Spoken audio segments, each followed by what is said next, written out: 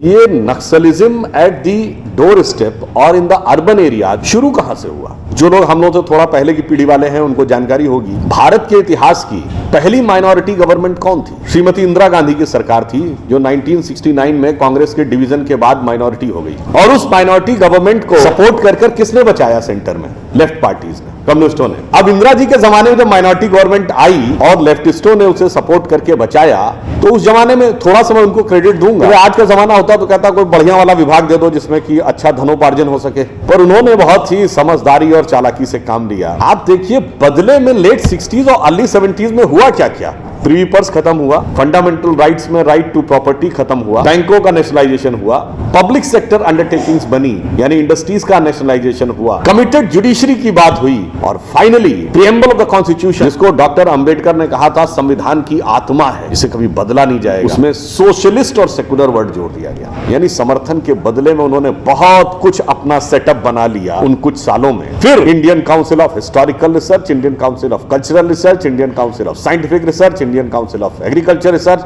सब जगह धीरे धीरे आकर स्थापित हो। जेएनयू भी उसी दौर में स्थापित हुई। उसमें वर्ग विशिष्ट विचारधारा के लोगों को नियुक्त किया गया, वैसे ही छात्रों को मोल्ड किया गया। और फिर भारत का पहला जर्नलिज्म की डिग्री देने वाला इंस्टीट्यूट कहां बना? जेएनयू में, Indian institute of mass communication. अब आईएएस बनना है तो जेएनयू से, जर्नलिस्ट बनना है तो जेएनयू से, प्रोफेसर बनना है तो जेएनयू से, रिसर्चर बनना है तो जेएनयू से।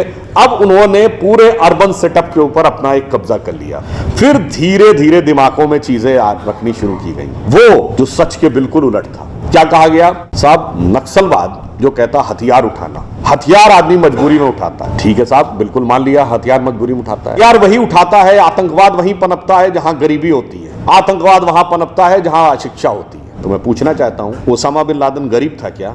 अरबपति था। भारत के तमाम उद्योगपतियों, उसकी हैसियत थी, कई उद्योगपतियों को खरीद सकता था, तो क्यों आतंकवाद की तरफ मुड़ गया? तो आपकी थ्योरी का बेस तो लॉजिकल नजर नहीं आता। अगर शिक्षा से आतंकवाद निकलता है तो 9/11 में जिन लोगों ने जाके अपने प्लेन वहां क्रैश कर दिए, चाहे वो खालिद शेख हो या मोहम्मद अट्टा, ये सब लोग अमेरिका जैसे देश में बहुत हाईली एजुकेटेड थे और एक शानदार जिंदगी जीने का उनके पास मौका था। तो एजुकेशन और इकोनॉमिक आधार दोनों की बात बहुत हद तक तर्कसंगत नजर नहीं आती।